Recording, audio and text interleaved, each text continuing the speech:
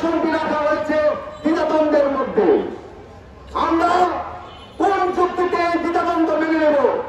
যদি আপনি জনপ্রিয়তার ভিত্তিতে নেতৃত্ব নির্বাচন করেন, তাহলে মহিউদ্দিন ভাইয়ের চাইতে জনপ্রিয় লোক আর কে আছে বলতে হবে। যদি আপনি ভোটের পরিসংখ্যানের হিসাব করেন, তাহলে মুন্সিগঞ্জের মহিউদ্দিন ভাই যেই ইউনিয়নে বসবাস করে সেই 50 ইউনিয়নে 70,000-এর অধিক ভোট রয়েছে, যার মধ্যে 90% ভোট বিএনপির ধানের শীষের তথা আব্দুল হাই তাদের নিজস্ব ভোট হিসেবে পরিচিত।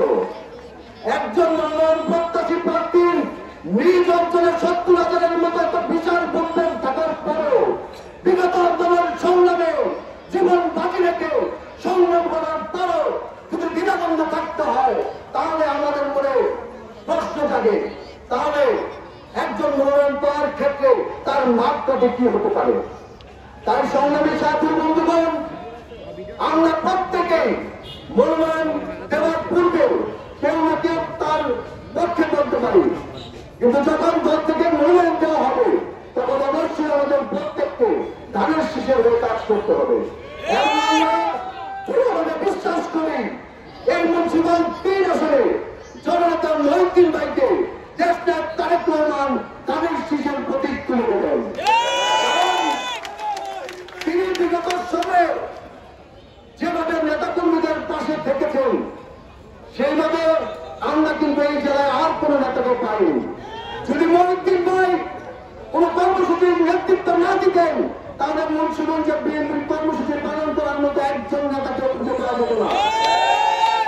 সেই নেতাকে এভাবে দ্বিধাদ্বন্দ্বে না রেখে অবিলম্বে মুন্সিগঞ্জ 3 আসনে জননেতা মহিউদ্দিন ভাইকে তাদের শীষের মনোনয়ন দিয়ে এদেশের মানুষের আশা আকাঙ্ক্ষার প্রতিফলন দেখতে চাই।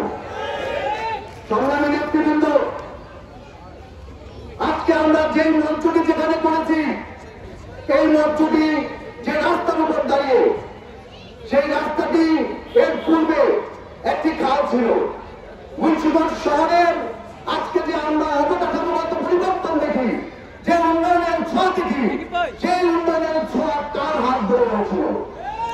আপনারা সবাই তার নাম জানেন। তিনি জননেতা আলহাজ আব্দুল ভাই।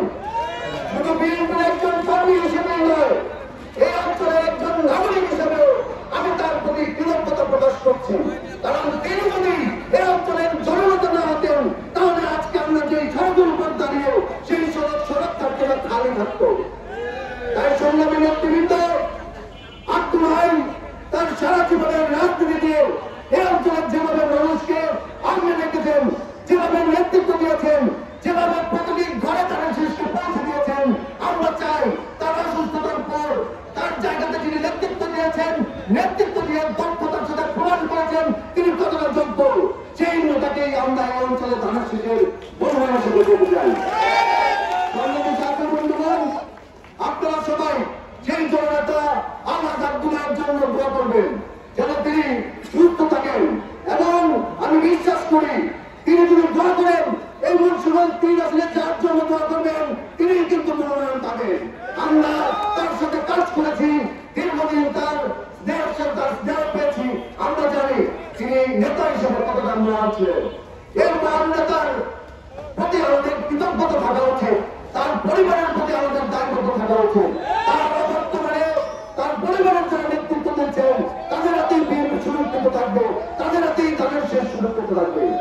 তাই সংগ্রামী নেতৃবৃন্দ, আমার বক্তব্য দীর্ঘ করব না, সবার প্রতি আহ্বান থাকবে, দল যে কোনো সময় যে দলকে মনোনয়ন দিতে পারে, কিন্তু আমরা যাকে যোগ্য মনে করি তার পক্ষে অধিকার আমাদের হচ্ছে।